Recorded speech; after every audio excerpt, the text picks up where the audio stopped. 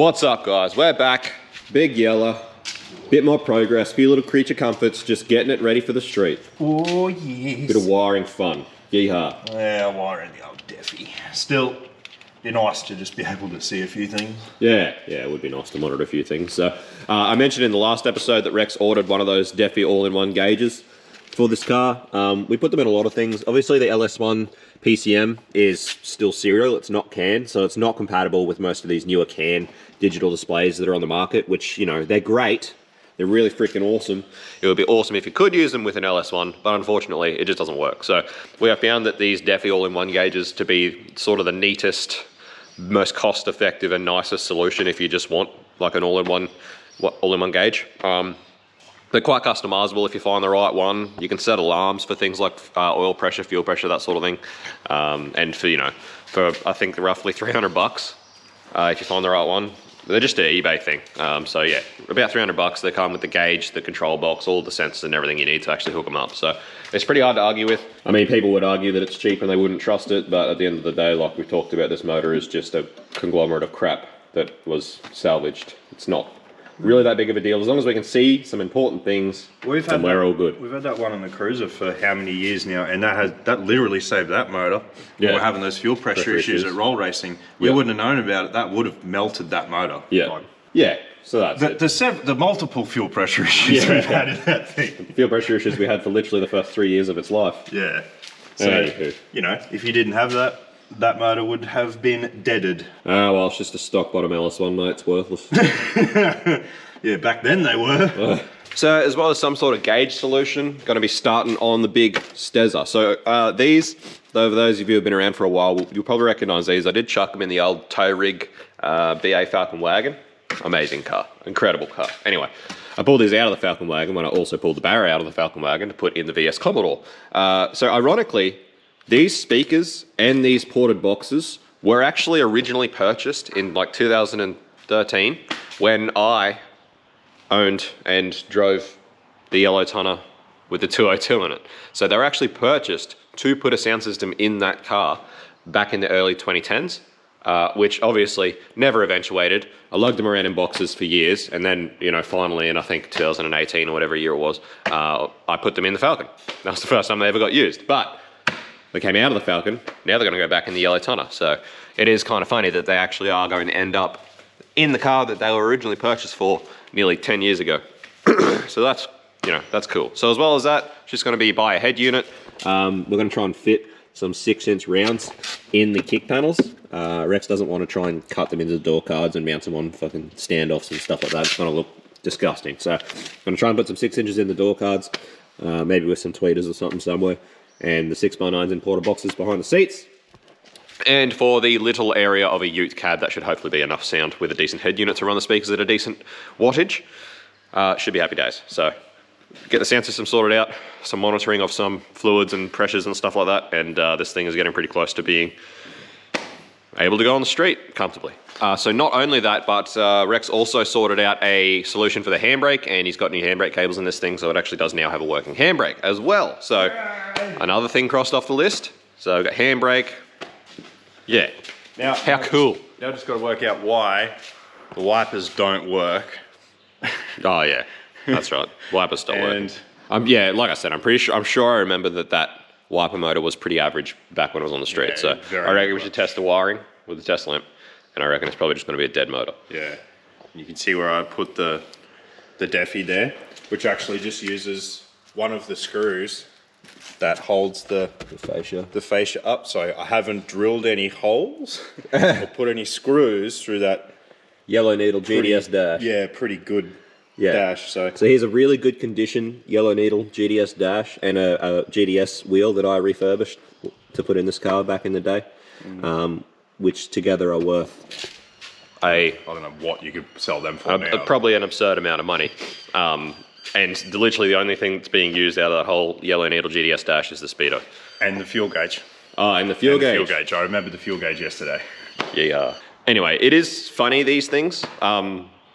Like, people who have been in the drift scene for quite a while now talk about how, you know, S13 Sylvias and stuff used to just be the shit box. You could hardly give them away. Now all of a sudden they're worth 20 grand, 25 grand. That's happened over the past sort of 4 or 5 years. The prices have just gone ridiculous. And you got all these 18-year-olds now going on about how they bought their dream car and they got a loan from the bank for $15,000 to go buy a $20,000 S13 Sylvia with bent rails and backyard wiring. And people who know what such buckets they are cringing. And that's pretty much what happened to these things, you know, way earlier. These things, for whatever reason now, they're worth a lot of money. They're really desirable. You know, you can see a couple around. But, I mean, realistically, they were just the Commodore of the 70s. So they're just shit boxes. They're just old shit boxes. But things like Yellow Needle GDS dashes and GDS steering wheels and stuff are all worth so much money now. Outrageous. It's funny, our old man tells a story about when he was younger. He had this HG Monaro in a paddock, and he had nowhere to store it and couldn't do anything with it at the time, and the people needed it, I think, out of the paddock or something. So he pulled all the Monaro panels off his HG and put them on his HG panel van instead, and then wrecked that. So I'm pretty sure he wanted the panel van. Just wanted the panel van and just put the GDS for that weekend, so he just put all the GDS stuff on the panel van instead and just left the Monaro in the paddock to rot. So glad to have made that bit of progress in the last episode. It's really sort of ignited this thing to get finished and get on the street so that we have a ute to go and do ute things, because it just would be really handy to not have to put engines and stuff in the back of boots of XR6 turbos and Statesmans. We'll have a ute so that they can get wet. That's very important. But anyway, there's been a bit going on. You would have seen when we did the diff, the last episode, we had these 12 slot. Are these 12 slotters? I don't know, slot wheels, H series wheels. Anyway, Rex sort of like the look of them. We're trying to toss up what to do about the wheel situation, seeing as we have H series on the front, Commodore on the rear. They are a little bit different. They're not exactly the same. A lot of people say they're the same, they're not. And the problem is that the fact that they're just a little bit different does put a lot of extra stress on the studs when you do nuts up tight. So you just got to be very careful about the types of wheels and wheel nuts you put on these things. But basically Rex has come to the conclusion that he is just a man that lives on the edge, and he's just going to keep the Speedy Malibus in the H series pattern all round. He's just going to polish them up, and they are really nice wheels. They look really good on this color, particularly when they're polished up. You probably don't believe me looking at it like this, but once these wheels are polished on this color, when the color's not 15 years of fade, it does look really, really good. So ideally Rex was looking around for a wheel of a similar design, something like a torque thrust or something like that, but having to buy wheels in 2 separate stud patterns or getting them specially made, it was just going to be freaking expensive. It was not going to be fun. So basically the decision's been made to leave the Speedy Malibus on it, so we will get around to polishing them eventually, but that's how it's going to stay. So we need tyres. At least it's all been made. That's the main thing. You will notice as well, front's sitting a little bit higher now. Rex put some different springs in the front to bring it up a little bit. And from where it sits here, it's actually the rear diff is going to come up an inch as well. So you would have noticed when we did the diff, there are blocks under there. Not huge fans of blocks, kind of want to get rid of them. So blocks are going. We're getting some new leaf springs, just to make this thing a lot nicer to drive, a lot more legal, a lot more legit. We didn't mind having the blocks in there with the 202 because can't do like much damage, but made 90 horsepower. Yeah, 90, what did it make? 90 something horsepower? 92, I think. Oh, something ridiculous. It's hysterical. But anyway, basically it's not really that much power to put much pressure on anything. But if you look at the way blocks actually work, oh, I'm gonna have to concertina down the GoPro here. Hang on. So, if you actually look at how blocks work, you can see how they actually move the diff up really high off the spring. And what this does is the torsional forces of the torque going to the wheels, it gives it a lot more leverage on the spring. So you end up with a lot more pinion angle change when you're putting power to the ground essentially, which this thing hopefully will have actually a significant amount of by the time I finished. So basically when you've got any kind of serious sort of power or engine combo and something like that, you don't want to be running blocks. It's not good. So reset springs is the way. So that's happening. Handbrake cable's done. I think we went through that. So Rex has just been basically sorting out smaller stuff. We've got a Defi in here, Defi all-in-one, already went through that. What is new, which Rex has been working on today, is getting the speakers in. So unfortunately the ported boxes didn't fit. Nowhere for them to fit, so Rex used the 6x9s, went and got some stuff from the hardware and sort of made his own little speaker panel box things out of them.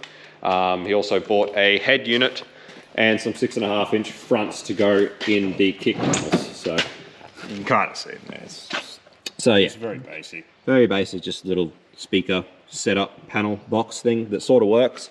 Definitely did help with the performance. It's not as good as like a ported box, but gave it that a lot more body, a lot more bass by having them there. So anyway, basically sound system's just about sorted. A few other things Rex is sorting out, things like handbrake switch. What else are you sorting at the moment? That handbrake, the parking light. Yeah, the park light switch, yeah. And which is also the brake failure light. Yeah. But I don't understand, I had it working perfect the other day, but now that I've actually sort of done a dodgy fix on that switch, it's not working. It's not working at all. So I'm a little bit confused. It's starting to piss me off, but you do like 50-year-old wiring, so. Yeah, can only work with what you got. So Rex also noticed that the actual switch for the brake failure for the WB Master is actually, the WB Statesman Master is actually different to the plug that was actually on the H series loom that was in this car. So need to sort that out as well so that the actual brake failure light works. Yeah, just a few little things like that that are going to take up a heap of time and be frustrating, but all in the name of getting a lot closer to being on the street. So you can see head unit down there, looking real good. Simple fix for that one. Fuse. There you are. Put the fuse in the right spot. And it worked. And then suddenly, everything works. Although these fuses are actually very, very hard to find. We've had to resort to stealing them out of other H series that we forgot because we literally cannot find any more of these fuses. Righto, boys and girls, a little bit more development on the big shop rig. As you can see, wheels are off it. Getting new tyres fitted at the moment, so we're about to have some fresh tyres for our gross wheels that need to be polished. But I don't think any of us are going to polish them anytime soon, so it is what it is. That's way too much work. Anyway, other thing, we've got AC. So this is a Castlemaine Rod Shop AC pump kit. High mount AC, so obviously this fits in here very well, and we should, just with a little bit of trimming, be able to get the turtle shell back over just the way we want to. So as well as this, it's then just going to be a generic condenser, a generic receiver dryer, a couple of switches, whatever we need to make it work. Have you decided what you're going to do as far as the under dash? I was just going to buy it. I think we just found those generic units on eBay. Oh, yep. I was just going to try one of them units. Yeah. So, like I said, I don't know, it'd be nice to have something like the HQ that I could duct up to the dash so that you had the demister and everything. Yeah, yeah. So the way, with the under dash unit, that's all good, but the only demister we're going to have is a heater. Yep. But, I don't know, there's a lot of work to put that under the dash, and they're significantly more expensive. That was a huge job. Yeah, so I think we'll just tough it out with just the under dash unit, and we'll just have the heater as a demister, and we'll try it, and if I don't like it, we'll look at our options later on. Yep.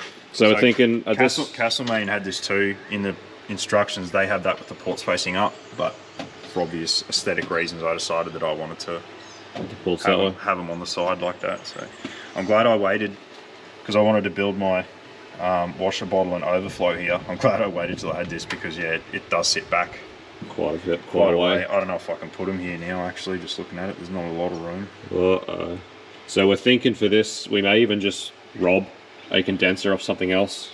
Like basically, as you can see, there's plenty of wrecked cars around here, or wrecks, and you know, condensers and stuff usually stay in and they get left behind. So it'd be pretty easy for us now that we can make bespoke AC lines to basically just adapt whatever will fit out of whatever cars we've got. And unfortunately, I wasn't smart enough when I mounted this heat exchanger to account for a condenser. So it's all right. Those brackets are pretty simple anyway. So yeah, it just means I'm going to have to cut it. Pretty much that center brace is probably just going to have to go. That center support. Yeah, and I'll have to just make a brace to reinforce it a little bit somehow. We'll sort it out. But anyway, a few more little developments, a few more things happening. Hey, like it grew there. Beautiful. I like Very it. nice. funny how stealthy this looks, how much effort went into making it stealthy. Like you would not tell that it was turboed from up here. And then as soon as it drives anywhere, it's just like... And that's only with a filter on the inlet. Imagine like putting a dose pipe on it. Yeah, I think I saw Liam, Liam commented something. He's like, put a dose pipe on it. I was like, I literally don't have the space, and even if I did, why? Oh, could you just imagine? He obviously hasn't heard yet. Oh, you could just put a 90 off that. It's tight. You really can't. You We can get some pretty... You get a donut. We can get some pretty tight stainless 90 bend radius. Yeah, you'd need probably a donut, I reckon. I don't know if you can get stainless donuts. What about Ali?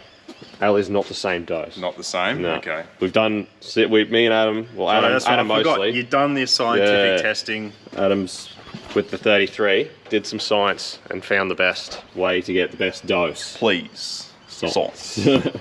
For science.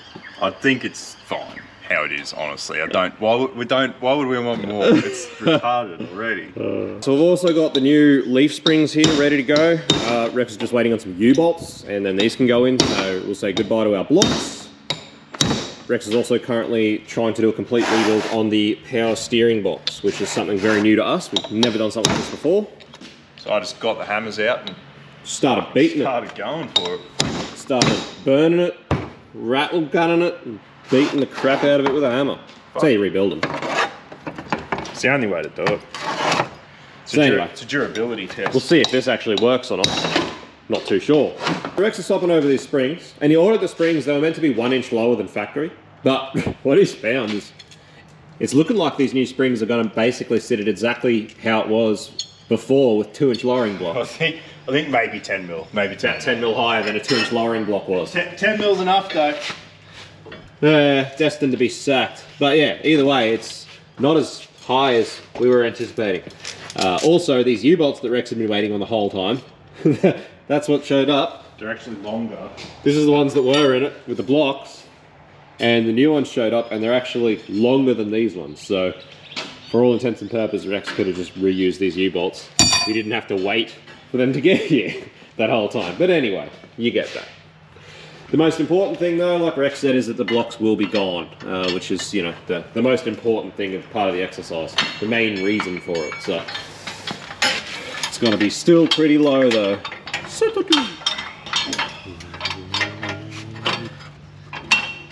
Righto guys, so I actually missed it. I wasn't here for it, but the other day Rex actually spent a fair bit of time making up his catch can. So that is the catch can setup. It's hidden in there beside the airbox. So it's just got 2 fittings on top, which run one to each side of the rocker covers. And then there's actually a partition inside, which it causes all of the oil to have to change directions a few times. Or not oil, I should say air. But it changes directions enough times that it should separate the oil from the air easily enough. And then obviously you've got your out here, which then at the moment goes nowhere, but will eventually be plumbed back into the intake. Obviously not this intake because this is pressurized, but we'll probably have to make a big long line that goes all the way to the back to actually go into the intake to the turbo, but we'll figure something out. But that is how the catch can setup is working at this stage. But yeah, this thing's looking freaking awesome. So we are getting closer and closer. That's going to be enough for this episode, guys.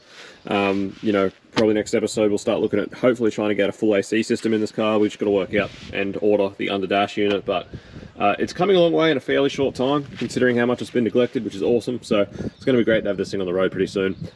We are actually entertaining the idea of both buying Rocky Nuts entries at this point, just for the fact that we should at the very least have this thing and the Cruiser on the road registered, ready to go. So at the very worst case, if we get some tickets, we can take these 2 cars. Best case scenario, hopefully at that point we've got something else cool that we've finished, maybe the VS, I don't know, not holding my breath for anything else, but at the very least we'll have 2 pretty cool cars that would be worthy of taking to an event like that, registered on the road, and we've got 2 of us here to go. So we're thinking about doing that, but anyway, really enjoying this build. It's honestly, it's so cool to see it come together exactly as we talked about it. All these ideas that we talked about executing, making it the way it is, and so stealthy from the top and everything else like that. it's exactly what we had in mind when we talked about it all that time, and it's cool to see it coming together, and we're really excited for it. So thanks for watching, guys. We'll see you on the next one. Peace out. See you, bye.